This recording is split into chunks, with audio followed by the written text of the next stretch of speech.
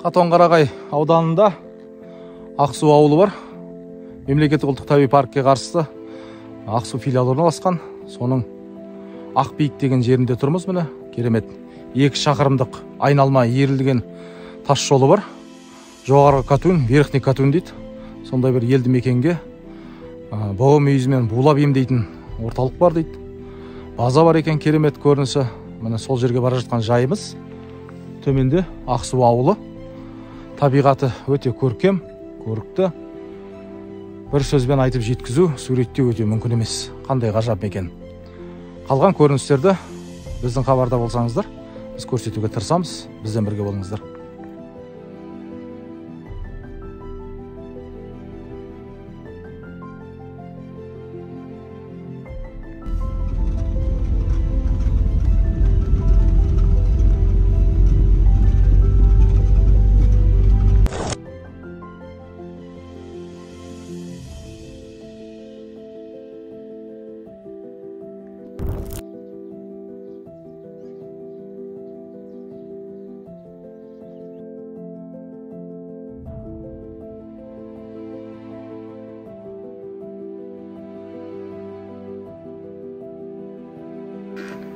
Міне, қазіргі таңда бос тұрған бір бөлме бар екен. Сол бөлменің обзорын көрсете кетейін сіздерге.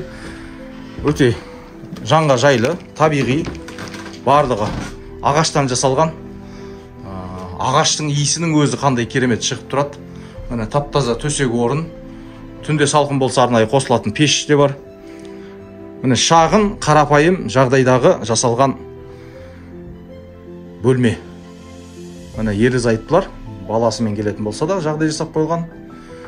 Теледидар, Wi-Fi, осы жерде Билайн байланыс, ұялы байланыс телефон ұстап тұр. Қандай керемет. Мына бөлменің ішінде сізге арналған душ, әжетхана. Міне сізге қажетті дүниенің барлығы бар. Тіпті бос уақытыңызда бір сәт кітап оқимын десеңіз де, міне сол баяғы 2 ғасыр куәгері болған керемет кітаптар да осы бөлмеден табылады. Бұл 65 мың теңге тұратын бөлме. Қандай ғажап. Сіз бөлмеңізге жайғасып шыққаннан кейін, міне табиғаттың көрінісі. Қымбат бөлмелер де бар, арзан бөлмелер де бар. Біз қазір 65 мың теңгелік бөлмеден шықтық. 65 мың теңгенің ішінде 3 мезгіл тамағы, саумалы, 2 мезгіл ванна қабылдау, жаңа мүйізден алынған сорпаға шомылу, және дәрілік шөптермен шай.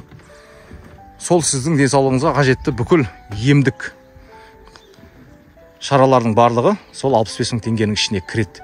55 мыңдық бөлмелер де бар.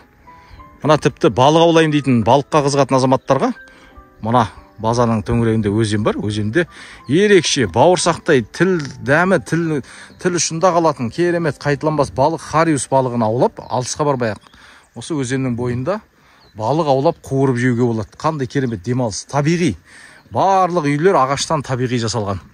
Міне біздер қазір бөлмеге жайғасып шыққаннан кейін арнайы шомылатын, ваннаға түсетін, сорпаға шомылатын орынға барамыз.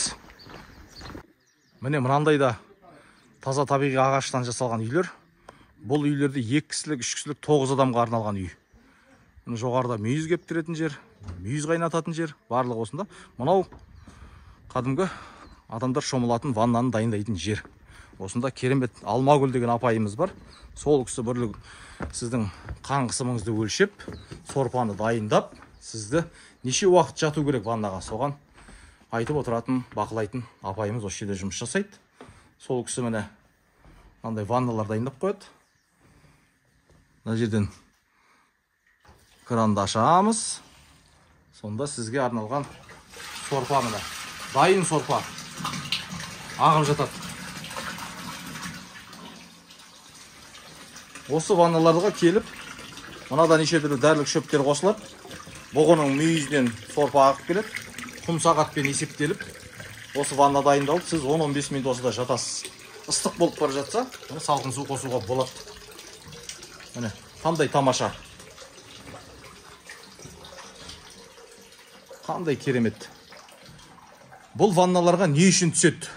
Бұл ванналарға аллергиялық аурулар барлар. Буын, сүйек қақсайтын, суықтаған, сарқырайтын адамдар, жүрек қысымы, жүрек қысымда көп пайдасы бар, нерв жүйелеріне пайдасы бар, астма, зоб деп жатады. Міне адам бойындағы көптеген жағымсыз денсаулыққа зияны келіп жатқан аурудың түрлерін міне осы бұғының мүйізімен булау арқылы емдеп жатқан жайы бар. Барлығы табиғи ағаштан жасалған жер. Қандай керемет. Мына июнь айында келгенде ваннаға шомылғанда маралдың мүйіздері жұмсақ, керемет болады дейді. Осы сәтте ем қабылдаған кезде жас баладай қайта дүниеге келген сәбидей болып жасарып шығуға болады екен. Бұл сорпаның бір әсері сүйекке дейін өтіп, барлық суықты алу керек екен. Міне сонысымен керемет емдік қасиеті бар. Міне мында қазір бізде демалушы Оралдан келген ағамыз жатыр. Қандай ғажап, 4000 шақырымды артта қалдырып, осында міне ағзасын күшейту үшін, ағзасына қуат беру үшін міне осы Верх Катун жеріне келіп емделіп жатқан жайы бар. Сіздер де келіңіздер, емделіңіздер, ем қабылдаңыздар. Сорпаға шомылып шыққаннан кейін ең бір керемет, ғажап, естен кетпей қайталанбас сәт, ол мынау шайханаға кіріп, осы өңірдің табиғатынан жиналған табиғи шөптерден. Мына Алмагүл апайымыз да келе жатыр.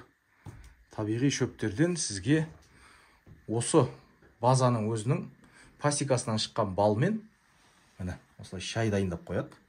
Сол шайды ішіп, қандай керемет.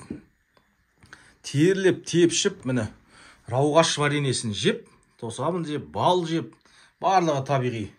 Осы Верх Катун базасының өзінің пасекасынан шығып жатқан балмен шай ішіп, терлеп, тепшіп, бүкіл ағзаңыздағы суықты дерттерді шығарып, ем алып шығатын жер. Бұл төңіректе керемет Катун деген өзен бар. Ресей жағынан ағып келеді. Осы өңірлерде таралып, тармақталып жатады. Және бір қызықты ақпарат. Тіпті осы көктем айында осы тауларда мекен ететін аюдың өзі маралды ұстап жеген кезде оның етін жемейді екен. Тек жұмсақ, өте керемет, бүкіл емдік қасиеті бар, күш қуат беретін сол маралдың мүйізін ғана жеп кетеді екен. Міне, ол да өзінің ағзасына қуат алып жатқан жайы болса керек. Қандай тамаша. Міне енді біздер шомылатын жерден, демалатын үйлерден шықтық. Енді нағыз мүйізді қайнатып, содан сорпа дайындап жіберіп жататын жерге барамыз. Ол да бір қызық. Бұл емдік сауықтыру базасының ең бір жүрегі саналатын жер. Ол мынау пантаварка дейді. Пантаварка деген сөз сол маралдың мүйізін кесіп алып, мына жерде қайнатып сорпа қайналдырады. Соны тамашалайық. Міне мына жерде қазір мүйіздерді булады. Мынау сорпаға айналды. Міне арнайы түтікшелер арқылы сонау ваннаға түсетін үйге барады. Тиісті мөлшерде жіберіп отырады. Бұл жерде өңеш тамақты ингаляция жасайтын орын бар. Ингаляция дегеніміз, енді барлығы білер, түсінер, мына бөлмеде 100 градусқа дейін мына пеш жанады, қыздырып. Сөйтіп, бұғының кесілген мүйіздерін міне осылай мына тапшандарға жайып қояды. Осы тапшандарға жайып қойғаннан кейін, мынаның ыстығы, буы мүйізге ұрады. Мүйізден ерекше бір хош иісті ауа шығады. Соны астмасы барлар, өңешінде ауруы барлар, әртүрлі гаймориті барлар осы жерге келіп иіскеп, емделіп, өздерінің денсаулығын түзеп жатқан жайы бар. Бұл да бір ерекше, керемет процесс. Бір қызығы барлығы табиғи. Біздер қазір Верх Катун марал мүйізімен, пантасымен емдейтін орталықтың жұмыстарымен танысып шықтық. Өте керемет, қызықты, сіздерге көп мағлұмат берілген деп түсінеміз. Енді қазіргі таңда сонау биіктікте орналасқан біздің керемет бір ерекше қазір көрінісіміз, көптеген сұрақтардың жауабы болады. Соның бірі марал мүйізінің қалай кесілетінін көретін боламыз. Бізбен бірге болсаңыздар, сол қызықтарды сіздер тамашалайтын боласыздар.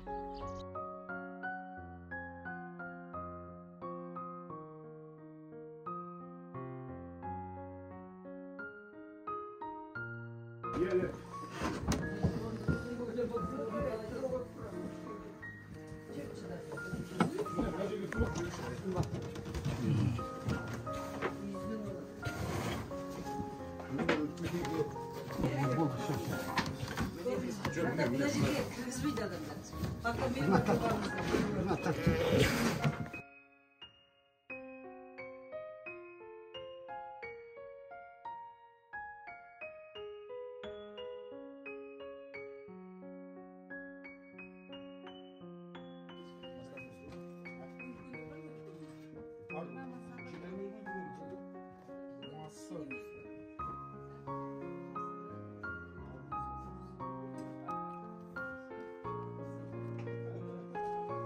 Ой, алам көп іштім, порциясы көп екен. Немене Е, қия бересіз.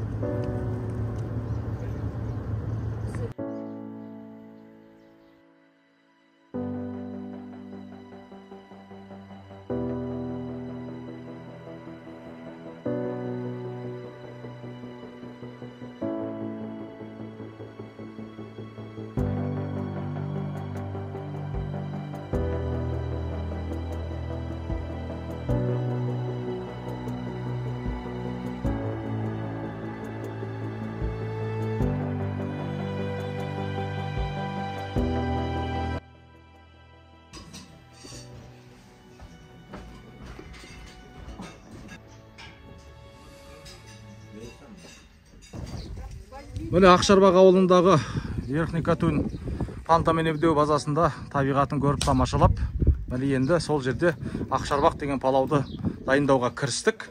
Барлығы дайын болған кезде сіздерге көрсететін боламыз. Ақшарбақ палауының оқиғасы осылай басталды.